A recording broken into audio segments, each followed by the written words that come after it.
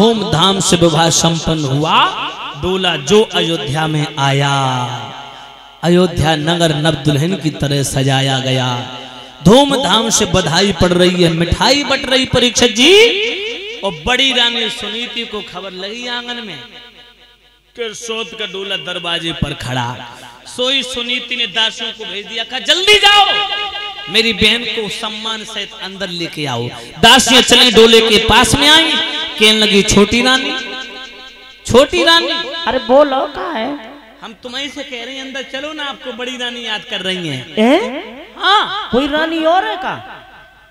छोटी रानी बड़ी तुम्हारे पति उत्तानपाद की पहली विवाहिता पत्नी सुनीति घर में पहले से मौजूद है।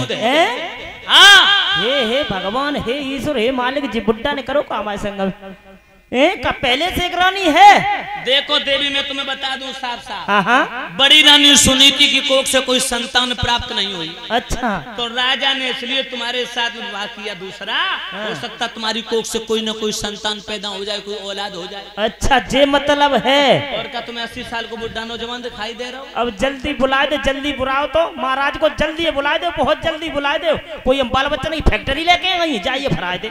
बड़ी बहन पहले तो बैठी है। माता बहनों भाई बंधुओं, जो सुरची ने राजा को बुलवाया, उत्तानपाद पास में आए, बोले जाओ ना अंदर। सुरची कहने लगी महाराज लौटा दो पियर डोला, और मेरे जाने के बाद पड़े अवधपुरी पे गोला। नहीं रहूंगी मैं, इतना बड़ा धोखा किया तुमने मेरे साथ। जब आपकी पहली पत्नी थी तो मेरे साथ विवाह करके मेरे जीवन को बर्बाद क्यों किया? नहीं जाऊंगी अंदर, नहीं जाऊंगी। और बोली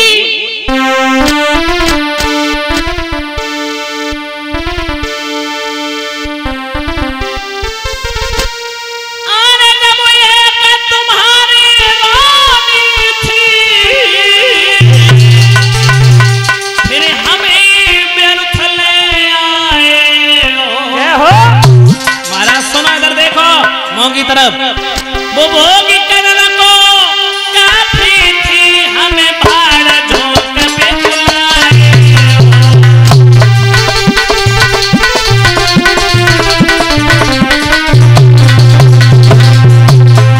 नीचे नजर किए तो खड़े देखो ना दर, अब इतना ही एहसान करो, डोले को वापस लौटा लो।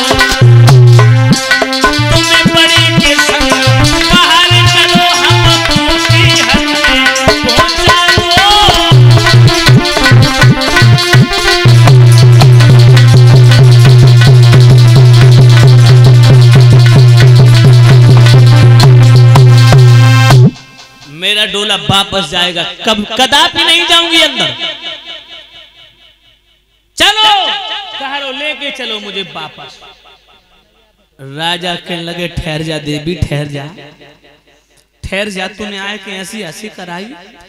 दासियों से कहा जाओ जल्दी बुला के लाओ उसे, जिसे मैंने सारी रात समझाया उसने एक नहीं मानी, आकर के स्वयं से मना ले। परीक्षित जी बड़ी रानी के पास में दासियां पहुंची, बोली महारानी साहिबा तुम्हारी छोटी बहन डोला से नीचे ही नहीं आ रही। राजा की दूसरी पत्नी डोला से नीचे कदम ना रख रही, वो ना आएगी अंदर, तुम ही जाओ। रानी सुनीति चल देती हैं। बहना आरती का थाल सजाया, फूल माला रखे, दीपक रखा, चंदन रखा, और चिराग जला करके आरती उतारने के लिए चली। बहन को मना के आऊंगी, साथ में लेके आऊंगी, महलों में रहूंगी, दोनों प्रेम से रहूंगी, कभी झगड़ा नहीं करूंगी, उसे मैं बहन मानूंगी। माता उछल देती है, बड़ी उम्मीद है, बोली बहुत सम्मान किया करेगी, मैं बड़ी हूं ना, वो छोटी है, मेरा बहुत सम्मान किया करेगी, मेरे काम में हाथ बटाया करेगी। सुनीति के हृदय में बहुत ही उद्गार है। चलते चलते जो डोला के पास में आई, बड़ी रानी सुनीति ने आए कि सुरची से कहा छोटी बहन, छोटी बहन, छोटी बहन, रुक जा छोटी बहन, छोटी बहन, तू मेरी अम्मा के कब जन्म क्यों रही? चली आई है, शर्म नहीं आती है तुझे? छोटी बहन, छोटी बहन, अंदर चलो ना। जो अंदर चलो ना का नाम लिया, परीक्षित जी शब्द निकाला जवान से, छोटी रानी सुरुचि ने पीठ में लात मार दी, जो बड़ी रानी मुंह के बल जमीन पर गिर गई। आरती का थाल जमीन पर गिर गया, पुष्प बिखर गए। माता बहनों, भाई बंधुओं, उस दुखिया ने अपने बदन की धूल को झाड़ करके फिर अपने सौत के पैर पकड़ लिए और बड़ी रानी सुनीति छोटी रानी नई रानी सुरुचि के पैर पकड़ के सर रख के फपक फपक के रोने लगी। बोली, बहन तूने आते आते स्वागत कर दिया, आते आते इतना बड़ा सम्मान दे दिया। बहन, मेरी किस्मत में तेरे पैरों की ठोकरें न लिखी होती तो क्या मेरी कोख से कोई संतान प्राप्त नहीं होती? ये तो मेरी किस्मत में है। बहन, तूने आते ही आते स्वागत कर दिया।